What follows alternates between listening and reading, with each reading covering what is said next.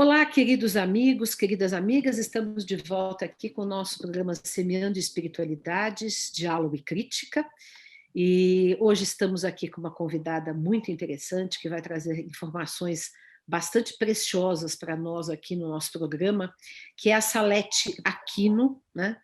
Que é uma pessoa que foi primeiro professora, especialista em línguas, língua alemã principalmente, porque é descendente de austríaco, segundo ela já me contou, né? Foi professora da Unicamp na área de línguas e atualmente é ativista dos direitos humanos, do meio ambiente, da cooperação interreligiosa, faz parte de várias entidades, promove muitos eventos, enfim, nós vamos ter uma conversa muito fecunda aqui com a Salete, com muitas notícias interessantes, principalmente, eu acho, vendo o quanto há de pessoas, quantas pessoas há que estão trabalhando por causas humanitárias, positivas, causas do bem, né? Então a gente só fica muito desanimado diariamente de ver as más notícias que nos assolam, né, diariamente, tanto nacionais quanto internacionais, se são guerras, se são negligências, se são mortes, se são violências, mas há uma base muito forte de pessoas atuando para mudar o mundo, né? Seja bem-vinda, Salete, como vai? Muito obrigada, Dora, por essa introdução. Bom dia para você e para o Maurício. Muito feliz de estar aqui. Eu queria dizer que eu sei que não consigo fazer transformações para o planeta, mas eu sempre digo que o meu coração está completamente voltado a essas causas que você mencionou e eu procuro dedicar muitas das horas dos meus dias, tá? Para que o mundo seja um pouquinho melhor. Eu também estou na mesma que você. Sim, com certeza. E participando desse programa que é, né, nesse canal muito bom, maravilhoso, que só traz coisas boas. Eu agradeço muito. Eu gostaria que você contasse um pouco para a gente, primeiro, Salete, da sua trajetória, né? Porque você veio primeiro do mundo corporativo, né? E depois passou para a área da educação, trabalhou como professora da Unicamp, hoje na área das ONGs, do ativismo social, político, dos direitos humanos. Como é que foi essa trajetória assim, pessoal? Conta para a gente um pouco, porque a gente sempre gosta de saber aqui a parte humana também, né? Não é só de ideias, né? Tá, bom, então contar um pouquinho rapidamente assim do meu lugar territorial também, que é importante, né? Como você disse, eu tenho um lado austríaco, né, um lado materno, né, os meus avós, mas também tem um lado do lado paterno, que é um lado cearense, que eu adoro, né? E aí, quando eu digo que eu sou baiana, aí as pessoas não entendem, então, rapidamente contar como é que é isso, né? Meu pai saiu do Ceará e veio morar em Belo Horizonte e conheceu minha mãe, que, por sua vez, os meus avós se casaram na Áustria, vieram morar no Brasil e moraram em diversos lugares do Brasil, mas, por fim, se estabeleceram em Belo Horizonte. Aí eles se casaram, lá tiveram 2 filhos, aí foram para Salvador, eu nasci, eles moraram só 2 anos lá e depois eu tinha 3 meses quando saíram, mas eu tenho um orgulho imenso de dizer que eu sou baiana. Eu gostaria de ser, porque eu adoro a Bahia, viu? É maravilhosa, né? Então, eu volto com frequência à Bahia para dizer que, né, minimamente, sou baiana. E aí a gente morou 3 anos em Fortaleza e meus pais ouviam no rádio: olha, o Planalto Central é pura poeira e tratores. Estão começando a criar a nova capital do Brasil. Aí eles falaram: é para lá que a gente quer ir. Então, muito aventureiros.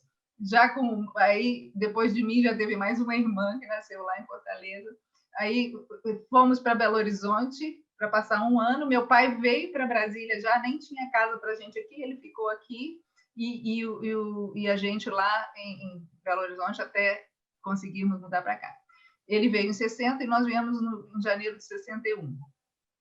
E aqui, então, eu morei 20 anos aqui, né, dos 20 aos 24, e aí comecei a trabalhar na Siemens, uma multinacional alemã, trabalhei por 5 anos, e meu chefe, na época, ele me pediu para acompanhá-lo para ir para São Paulo, porque ele tinha sido retransferido para São Paulo e para eu continuar meu trabalho de secretária com ele. E aí me mudei inesperadamente para São Paulo, fiquei 5 anos lá, e aí, então, depois completei 10 anos de secretaria. Nesse período eu tinha me casado em São Paulo, mas meu marido ele tinha feito um mestrado na Unicamp e recebeu um convite para trabalhar na Unicamp, então me mudei com um filhinho de 6 meses, mudei de vida completamente, fui para morar em Campinas, e lá eu comecei a estudar alemão com 16 anos e nunca parei, e aí tinha feito letras em Brasília, né? Alemão não dá para parar mesmo, né? Não dá para parar. Verdade. E aí, aí tive meu segundo filho em Campinas, e ao mesmo tempo comecei a substituir uma professora na Unicamp, num regime especial, né, de alemão. E, bom, terminei meu mestrado na Unicamp e prestei o concurso para um centro de ensino de línguas que estava nascendo lá dentro da Unicamp, e fiquei por 24 anos, então, trabalhando lá. E, bom, me aposentei, trabalhei também, é preciso dizer que é uma coisa muito especial no meu coração, por 10 anos numa disciplina chamada Trabalhos Comunitários. Qualquer docente da Unicamp pode lançar mão dessa disciplina e fazer uma coisa assim de extensão, e eu tive muitas alegrias nesses 10 anos, né? E se consolidou aí o meu amor pelas causas ambientais e sociais. Atuamos em 2, 3 bairros de Campinas, e foi muito bom, muito bom. Bom, aí me aposentei, estava lá quando, os meus filhos cresceram, obviamente, e um deles veio morar em Brasília, foi papai, e eu falei, puxa, o que eu estou fazendo em Campinas, né? vou me remudar para Brasília. Então foi isso, para saber assim, né, se vai lá, vem cá da minha vida. E aqui estou há 2 anos e meio, morando com a minha mãe, que vai fazer 91 anos, e uma irmã, e podendo visitar meu netinho. Muito feliz. Meu outro filho está em São Paulo. E como é que foi esse ingresso aí em todo esse seu ativismo atual? Eu quero dizer também, importante, começar a dizer que eu nasci numa família católica praticante, né? Isso determina muito, né, a nossa vida religiosa. Sim. E estudei em colégio católico aqui em Brasília, primário, ginásio, participei de grupos de jovens e etc. Né? Tudo dentro da Igreja Católica. Nunca tinha tido nenhum olhar para outras tradições, até que o Papa João Paulo II escreveu aquela encíclica convidando os católicos do mundo para ingressarem no novo milênio com um novo ardor missionário, e que a gente deveria se concentrar em 4 tópicos, e um deles era ecumenismo. Isso foi em 1997, em Campinas, e eu falei, puxa vida, eu vou descobrir um novo mundo, realmente descobri meus outros irmãos cristãos, ecumenismo, puxa, que legal, que coisa linda que eu não conhecia. E no ano 2000, quando eu estava, aí a gente constituiu um grupo ecumênico, né, lá em Campinas, muito, muito maravilhoso, e um dos membros veio com uma carta de princípios da URI, da Iniciativa das Religiões Unidas, que estava saindo do forno depois de 5 anos de escritura da carta. E aí eu me encantei, falei, meu Deus, é isso que eu quero para a minha vida, né? Trabalhar na cooperação interreligiosa. Então, aí eu me tornei interreligiosa, né? Vamos esclarecer um pouquinho para o público, às vezes que o público não sabe, né? Que, em geral, a palavra ecumenismo é usada para o diálogo entre as religiões de denominação cristã, né?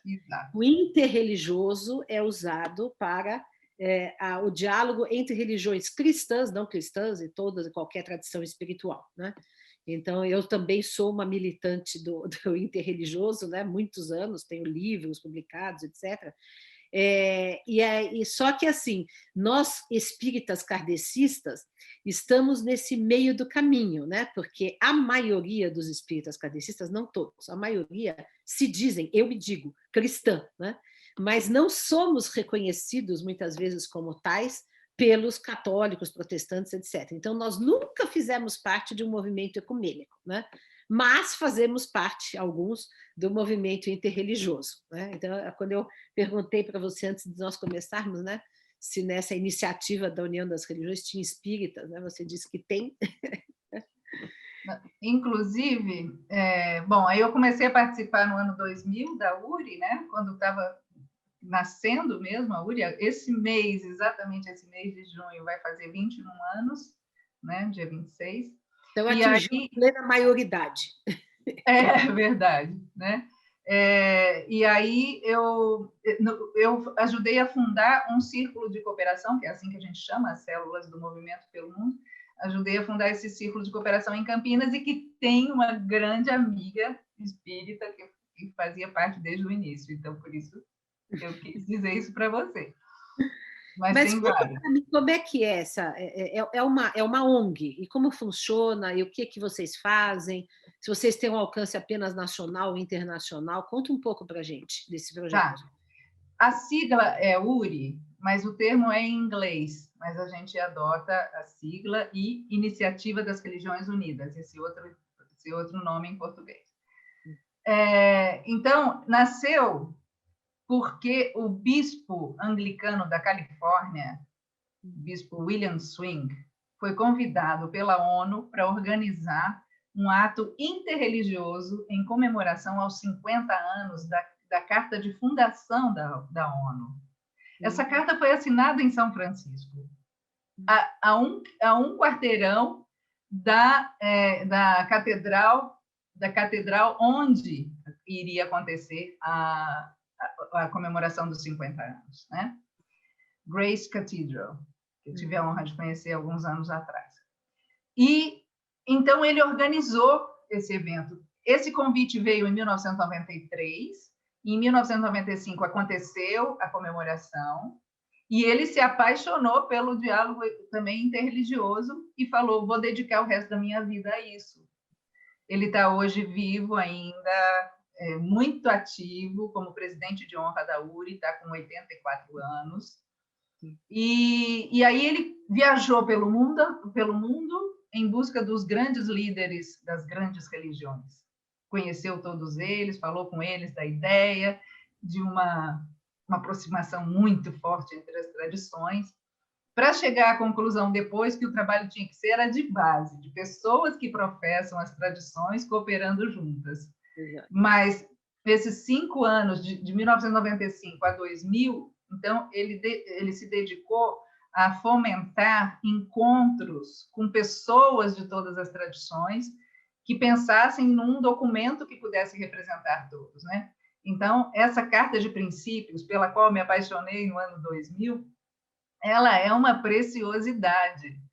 Em todas as tradições se sentem confortáveis ao lê-la, né? Então, bom, eu vou ler só para vocês terem um gostinho, o propósito, como ficou, porque é o propósito, princípios e preâmbulo, propósito e princípios. Eu vou ler só o propósito e alguns princípios. Né? O propósito diz assim: o propósito da Iniciativa das Religiões Unidas é promover uma cooperação diária duradoura, bem como acabar com a violência de motivação religiosa e criar culturas de paz, justiça e cura para a Terra e todos os seres vivos. Ah, que lindo. É? Lindo mesmo, né? E dos princípios, que são 21, eu vou ler apenas alguns. O primeiro, por exemplo, ele diz: a URI é uma organização de construção de pontes, não é uma religião. Tá? Não dá para unificar. O 2 diz: nós respeitamos a sabedoria sagrada de cada religião, expressão espiritual e tradição indígena. O 4 diz: encorajamos nossos membros a aprofundar suas raízes em sua própria tradição. Quer dizer, não é que você vá participar da URI e aí vai mudar de religião, não é esse o propósito. O 7 diz: buscamos e acolhemos o dom da diversidade e os modelos de práticas que não discriminam. Muito bonito. O 10º, que também é uma preciosidade, diz que agimos com boas práticas ecológicas para proteger e preservar a terra para gerações presentes e futuras. Enfim, são lindos todos os princípios. E o último princípio desses 21 diz: membros da URI não devem ser coagidos a participar de qualquer ritual ou serem proselitistas. A única coisa que não dá para se fazer na URI, né, é ser proselitista, porque não tem sentido nenhum, né, você querer convencer o outro da sua tradição. Claro, né, porque o diálogo se baseia no respeito ao outro, né? Exatamente. Então, para dizer que hoje, 21 anos depois, a URI está em 113 países, Ai, que bonito. com 1.072 círculos de cooperação pelo mundo. Olha. E só para se ter uma ideia, como é que a gente faz parte da URI? Né? Isso é importante dizer, é muito fácil, www.uri.org. Lá você tem... Nós colocamos embaixo aqui da nossa entrevista Ótimo, os links, né? que você citar para a gente. Tá? Ok. Então, entrando na página da URI, ela está linkada a um sistema de tradução. Você pode escolher 103 línguas diferentes e vai ter a página traduzida automaticamente. Normalmente, até agora há pouco, você só entraria na rede URI se fosse através de um círculo de cooperação. Que para se formar esse círculo, você tem que ter no mínimo 7 pessoas que sejam professantes de, no mínimo, 3 tradições religiosas diferentes. Né? Aí, a espinha dorsal é a Carta de Princípios. Há uma horizontalidade incrível na URI. Os círculos determinam o que eles vão fazer. Podem dizer assim, nosso círculo vai ser só entre aspas, para orar pela humanidade. Isso pode acontecer. Mas acontece que os círculos acabam se engajando em várias outras frentes. Né? Então, isso é que é a beleza da coisa. A gente está fazendo serviços de maneira interreligiosa para o bem do planeta. Que bom. E que tipo de coisas, por exemplo? Essa campanha que você está participando contra a fome faz parte da URI, não? Tá, aí eu vou explicar, mas só queria dizer que eu disse que no mínimo 7 pessoas entram, né? Conformam um círculo. Mas tem grupos que já vêm com muita gente. E tem grupos que já atuavam de maneira interreligiosa e conhecem a URI e se ligam à rede. Então, tem grupos que entram com 80, com 100, com 200 pessoas, com 500, com 1.000. Tem um grupo que entrou de Nova York, que eles têm muçulmanos, islâmicos e cristãos trabalhando pela paz. Ai, que lindo! Não, é maravilhoso. Olha, eu fico assim, feliz demais. É emocionante. Participando do Conselho Global da URI, né, que eu estou na minha segunda gestão aqui, a URI é dividida em 8 regiões pelo planeta, né? Cada região tem 3 conselheiros. Aqui, então, na América Latina, sou eu, aqui do Brasil, e tem 2 indígenas nessa gestão agora, que começou há um ano e pouco atrás, que é um indígena da Argentina e uma outra do Equador. Bom, como URI, eu vou dizer, então, que a gente acaba indo participar de muita coisa.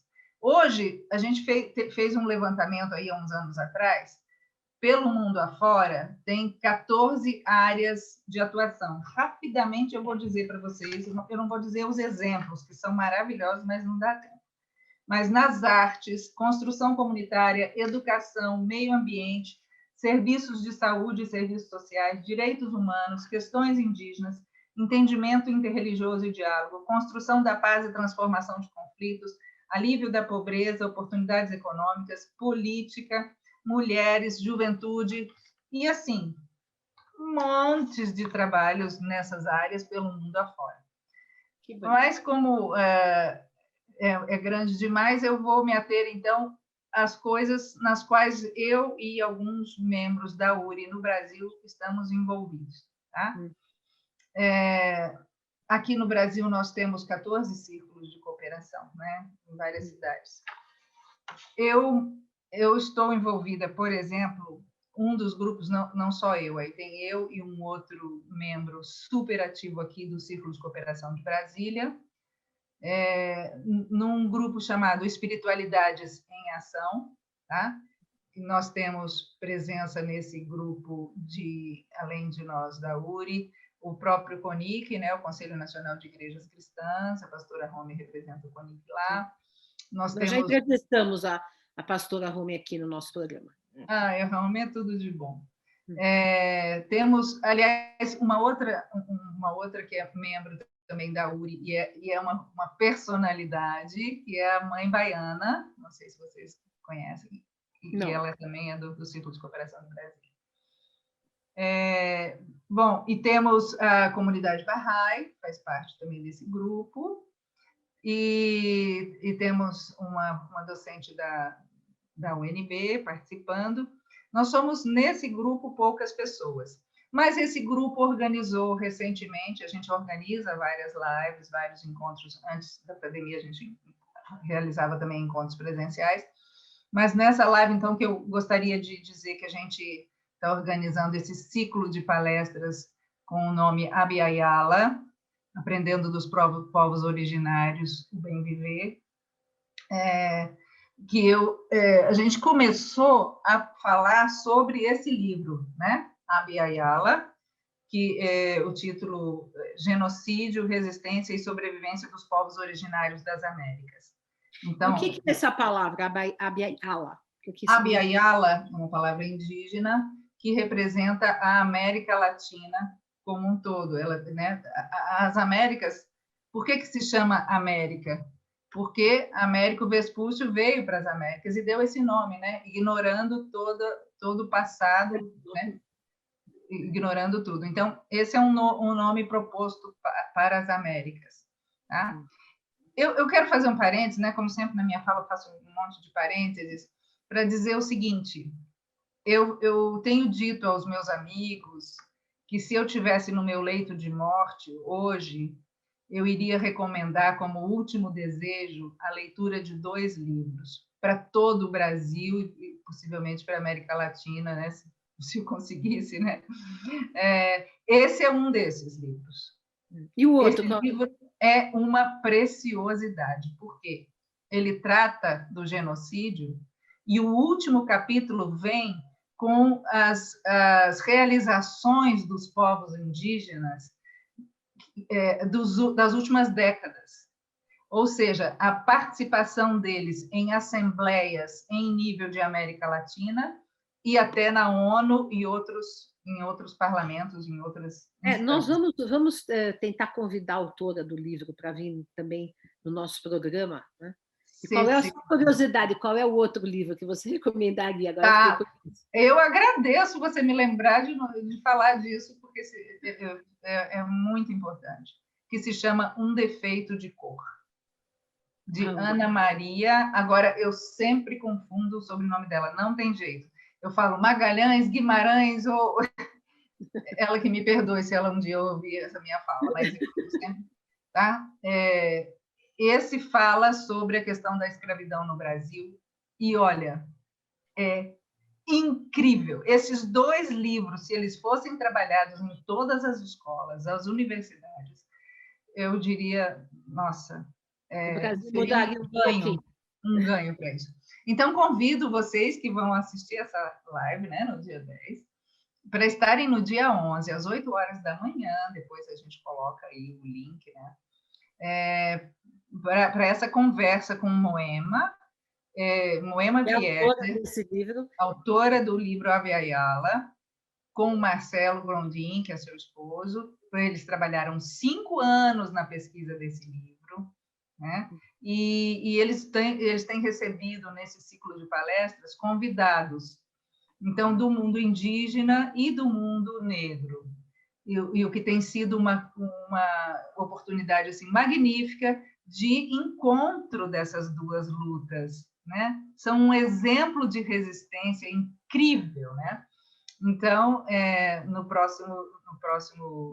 no dia 11, nós vamos ter como convidado o Ailton, desculpa, o Ailton Krenak, que faz a introdução do livro. Tá? Nós vamos ter o Edson Caiapó e do Mundo Negro, Divazito, que também é uma preciosidade. Então, convido todo mundo a assistir. Belíssimos convites. Salete, então, diga aqui. Eu tenho acompanhado um pouco essa movimentação, principalmente da Igreja Católica, né, em se esforçar por fazer esses diálogos todos. O Papa Francisco agora é uma pessoa especialmente engajada nisso, e olhando um pouco para as questões do mundo, né, que a gente está vivendo, eu fico me perguntando o seguinte: o século XX foi um século que a academia, principalmente, tentou resolver as questões dos direitos humanos e tal, a partir de um olhar não religioso, né?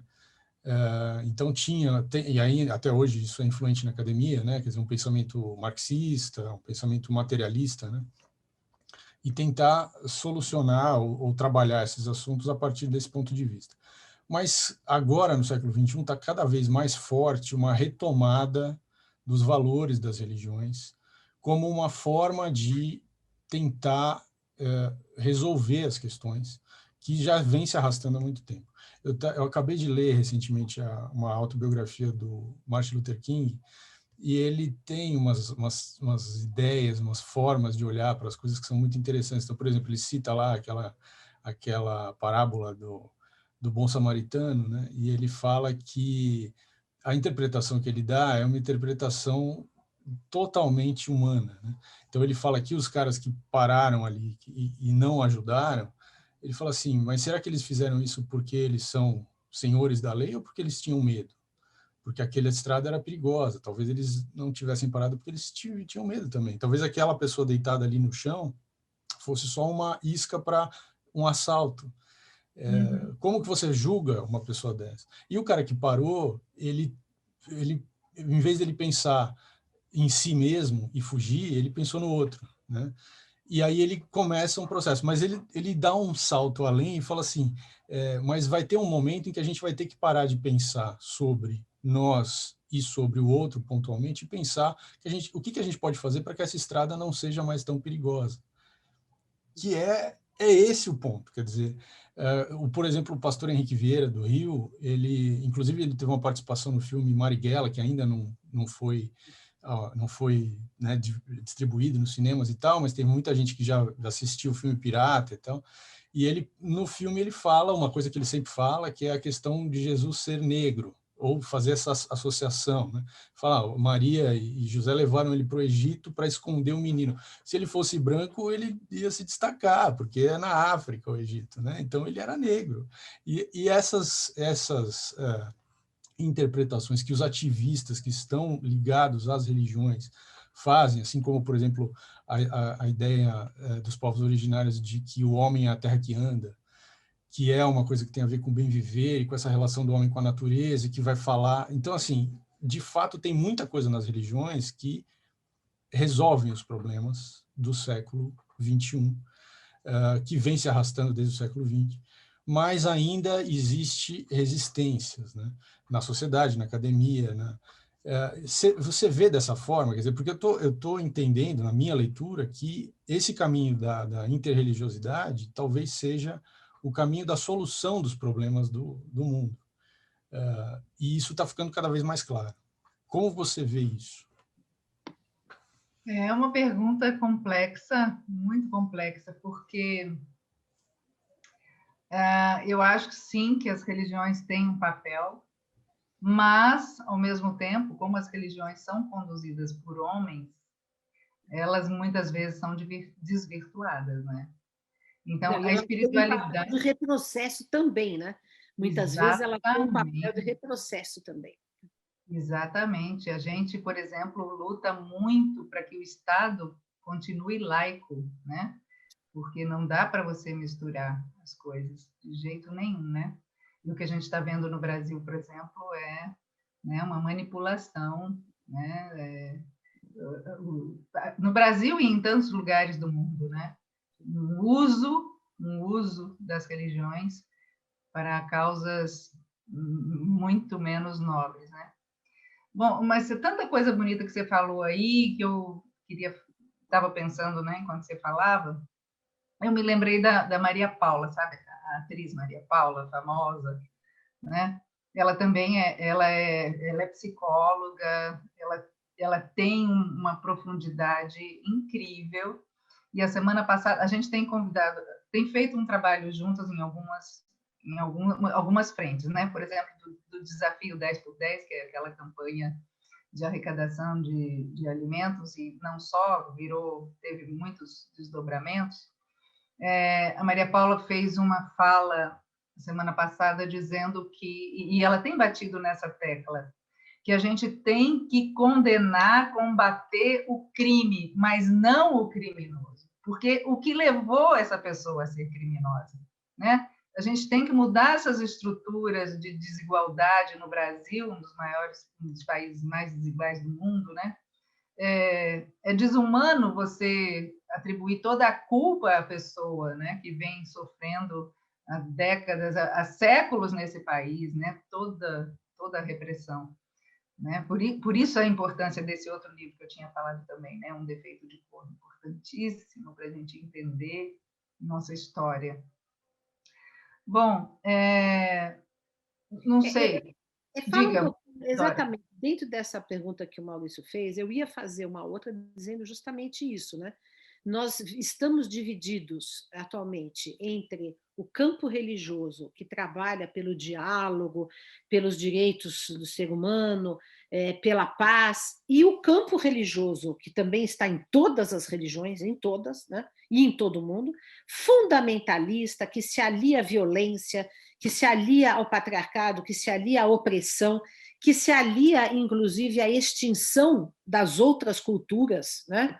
Basta ver, nós já tivemos aqui, entrevistamos indígenas que falaram, né, quando os pastores neopentecostais vão e destituem o pajé da sua dignidade, da sua função, né? Transformam num pastor, senão ele é expulso da aldeia, enfim. Então, nós temos esses dois polos, digamos assim, alguns trabalhando pelo diálogo, pela inclusão, pela paz, e outros, né, incitando a separação, a perseguição, a misoginia, a homofobia, enfim, todas essas desgraças que a gente vê na nossa sociedade, né? Como é que você sente, você que está há muitos anos nesse projeto, você sente que ficou pior agora trabalhar, né? Ou tem mais gente trabalhando do lado bom, né? Como é que você vê isso? Eu normalmente era muito otimista, sempre fui muito otimista. Mas eu vou confessar para vocês que nos últimos tempos eu tenho tido uma crise nesse meu otimismo, tá? Uhum. Tenho, inclusive, porque, olha, quem está nos governando, quer dizer, foi eleito, né? Quer dizer, então isso me deu uma desesperança, preciso confessar, né?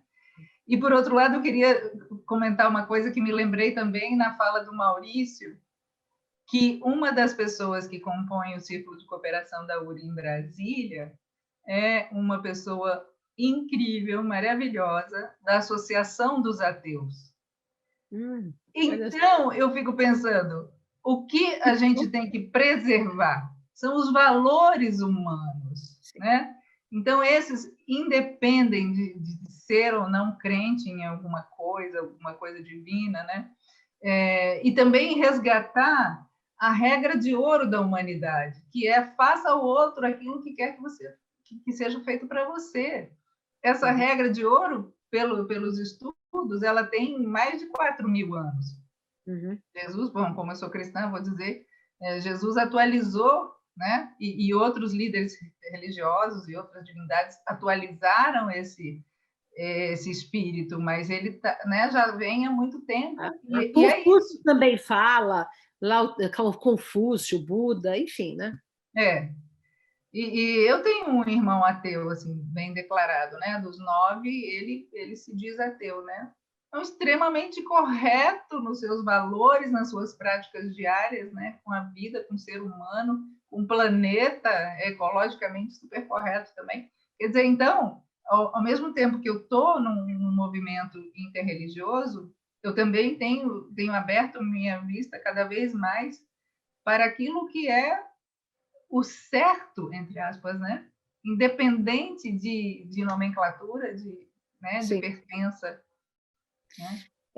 A gente sempre cita, inclusive na Universidade de Livre-Pampédia, nós temos até um curso sobre isso. Nós citamos o André Comte-Sponville, que escreveu um livro muito bonito, né, O Espírito do Ateísmo, onde ele defende uma espiritualidade ateia, né? Então, exatamente, o diálogo tem que ser com todos e todas, né? Isso não tem a mínima dúvida, porque o processo é um processo civilizatório, né? Um processo humanitário, e isso independe da crença religiosa. Mas, claro, para quem tem essa raiz, isso é muito importante, né? Para mim é muito importante essa raiz, né? Espiritual, né? E também nós não vamos negá-la ou deslegitimizá-la, é isso que é a questão, né? Eu acho que também os ateus agem corretamente quando não tornam ilegítima a nossa raiz, assim como nós também não podemos tornar ilegítima a descrença de quem não crê, né? Entendeu? Essa é a questão. Você falou tudo. Aí me lembrei de novo dessa pessoa que eu citei, que ela está num dos comitês que eu participo aqui em Brasília, Comitê Distrital pela Liberdade Religiosa, apoiando todas as nossas ações e dizendo, olha, gente, estou aqui, né? Nós também existimos com os nossos valores, né? Isso é incrível. Agora, deixa eu perguntar, você citou agora há pouco, eu ia mesmo perguntar, o que é essa campanha Desafio 10x10? Como que está funcionando? Qual o alcance dela? A gente pode participar? Eu queria que você falasse alguma coisa sobre. Tá. Então, por causa dessa vontade de ver esse mundo melhor, que a gente fica se metendo em tanta coisa, eu encontrei o Célio Turino aqui em Brasília. Ia participar de uma sessão lá na Câmara, que acabou sendo cancelada. Que bom, porque aí eu estava caminhando nos corredores lá das sessões e vi uma que estava bem lotada, mas o Célio Turino estava no corredor. E eu conheço já desde Campinas há muito tempo, né? Porque ele foi também secretário de Cultura de Campinas. E aí, Célio, o que você está fazendo aqui? Né? O que você está fazendo da vida, etc. E ele me contou que ele tinha acabado de voltar de Roma, onde ele teve encontros com o Papa, vários encontros, porque o Papa tinha acabado de lançar a economia, né, a proposta para o mundo dentro de uma outra economia, né, para realmar a economia. Eu falei, mas que coisa fantástica, eu também quero participar disso, desse processo. E aí comecei a participar. E pouco tempo depois, alguns meses depois, a gente estava numa live e o Célio levou o Edgar Gouveia Júnior para a live para falar de uma ideia que ele tinha tido fazia pouco tempo, que era dessa campanha, que é uma gincana de arrecadação para alimentar famílias, né, em situação de vulnerabilidade alimentar. E aí eu também ouvi o anúncio dele e falei, puxa, como é que a gente pode ajudar, né? Então, a gente formou um grupo de apoio, como eu tenho essa participação interreligiosa. Primeiro grupo de apoio era, conhecer o que ele tinha pensado na campanha. Ele, junto com outros profissionais, lideraram uma plataforma de arrecadação, né? Como ele é um brincante, ele é um especialista em jogos cooperativos. Aliás, por favor, agendem aí para entrevistá-lo, que ele é fantástico. Ele não é só conhecido no Brasil, em vários lugares do mundo, por ajudar a mobilizar sociedades inteiras para organizarem coisas em algum bairro, né, para ir em defesa das águas, e etc. E ele trabalha muito com criança e adolescência. E aí ele falou isso, a gente constituiu um grupo para dar esse apoio à campanha, e eu falei, bom, o que a gente também pode fazer é orar pela campanha, para que ela dê certo. E organizamos uma reunião diária de orações interreligiosas em prol da campanha. Que lindo. Esse grupo permaneceu. Dia 22 de junho, agora, nós vamos fazer 1 ano, e durante meses e meses a gente se encontrou todos os dias, né? Aí vinha a pessoa de uma tradição, falava sobre a sua tradição e a gente rezava a campanha. Isso durante 1 mês foi assim, todos os dias, e depois a gente abriu para pensar nas novas etapas da campanha, que os alimentos, a gente não pode ficar eternamente dando alimentos, e como é que outras formas, né, a gente tem de ajudar essa população que só cresce, né? E aí a gente pensou, depois de receber inúmeros convidados de todas as áreas para pensar como agilizar isso, a gente resolveu pensar em 3 eixos, né? Que continuaria a ser alimentos saudáveis, plantio, né? Tudo que tem a ver com alimento em si. A outra frente é de apoio emocional, psicológico. Que está muito precisado. Demais. E uma terceira frente seria, então, formas de gerar trabalho e renda, né? Então, isso aí tem tido um monte de desdobramentos, um monte, sabe? Para citar alguns, eu vou dizer que a gente está cooperando num curso que está sendo dado na Unicamp, é um curso meio de extensão, né? 7 professores estão colaborando nesse curso, e os alunos empolgados em alavancar não só o site da campanha, como fazer outras campanhas paralelas e tudo, e tem sido, né, bom, essa frente. É um curso de quê? Ele é da graduação, mas é um curso aberto para todos os membros de todos os institutos, né? Mas é para ajudar as pessoas a fazer sites, essas coisas? Não, na plataforma do Desafio 10x10, tá? Para ajudar a melhorar a plataforma, para ficar mais acessível, etc., né? Então, você depois passa para a gente também um link que nós vamos colocar aqui, né, do 10. Tá. Quem quiser conhecer mais profundamente o projeto, participar, colaborar, enfim, né? E esse projeto está acontecendo a nível nacional, é isso? A plataforma, se você entrar para doar, né, imediatamente você doa e são convertidas em bolsas de 3 meses para cada família, né? E 4 entidades estão fazendo essa distribuição lá no território, né? São 4 entidades grandíssimas, né? Quer dizer, por exemplo, a CUFA, né? Que tem presença em mais de 5.000 favelas, bom, e outras, não dá para detalhar isso agora. Mas, assim, outro desdobramento é uma exposição virtual de artes. Né? Isso, nós estamos, eu acho que na 3ª edição, e ela vai acontecer de 45 em 45 dias. Também depois eu posso mandar o link para vocês, né? Teve um curso que vai ser repetido também de trabalho e renda, né? Bom, enfim, aí outros desdobramentos que estão a caminho, mas ainda não fechamos as parcerias totalmente. Salete, nós estamos caminhando para o nosso final, já. E eu queria dizer o seguinte, olha, com tudo que você disse, ainda você pode terminar e fazer as suas últimas considerações. Com tudo que você contou aqui, a gente pode ficar um pouco otimista, né? Porque tem muita gente trabalhando pelo bem, tem muita gente. Acontece que eu sempre digo, né?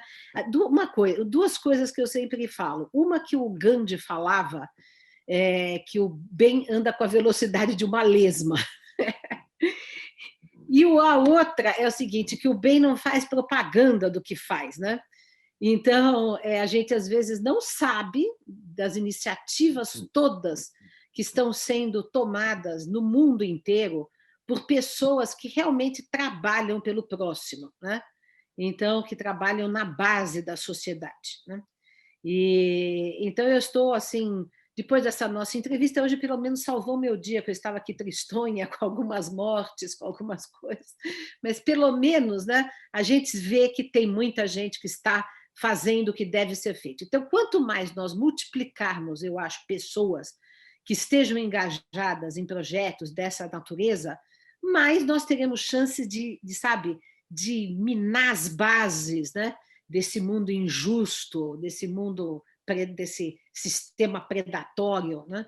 Eu acho que nós teremos a capacidade disso. E eu também acredito, aí também, como você falou, vocês oraram pelo projeto, eu também acredito que a oração também ajuda, né? A oração é ora elabora, né? Como dizia São Bento, né? Exatamente. Ora e trabalha, né? As duas forças, né, que podem mudar o mundo, eu acredito nisso, né? Você gostaria de fazer as suas últimas considerações aqui para a gente ir encerrando o nosso programa? Com muita gratidão pela sua participação. Eu que agradeço. Não, eu ia dizer que eu esqueci de mencionar que a URI tem um assento no ECOSOC da ONU, né, no Conselho Econômico e Social da ONU, com pessoas atuando lá muito especiais. E que, assim, uma outra viagem nossa da URI foi embarcar num projeto futuro de um parlamento da cidadania planetária. Que lindo! É. Você sabe quem tinha essa ideia? Sabe quem tinha? O Comênios, que é o educador tcheco, pacifista, ecumenista, que eu trabalho, que inspira o nosso trabalho, que eu tenho a editora Comênios e a Universidade Livre Pampédia, que Pampédia é o livro dele, Educação para Todos, né? Ele tinha exatamente isso, ele tinha várias ideias globais, né? Língua universal, governo universal, academia, religião, diálogo interreligioso, isso no século XVII. Né? Que espetáculo, que maravilha, Dora. Mas aí, várias redes globais estavam se reunindo, né, há vários meses para pensar nisso, mas aí resolvemos fazer uma experiência micro no interior dessas redes. E sábado passado nós tivemos a primeira reunião do que a gente chamou de Conselho da Sabedoria dos Povos, porque com pessoas muito especiais nessas redes que estavam lá representadas, são 9 redes atualmente, né? Então, é muita viagem, é muito sonho, né? E eu espero que eles possam acalentar esses nossos dias tão difíceis. Sem dúvida. Os dias difíceis passam, né? E nós vamos conseguir realizar esses grandes sonhos, porque eu acredito que existe, que vem a questão também da fé e da espiritualidade, né? Se a gente tem a ideia de que existe uma justiça suprema, um bem supremo, então está garantido, né, que o bem se realizará, né? Eu acho que essa é a ideia, né, em algum momento. Né? É isso aí. Se Deus quiser, vai acontecer. Olha, agradeço muito, um grande abraço.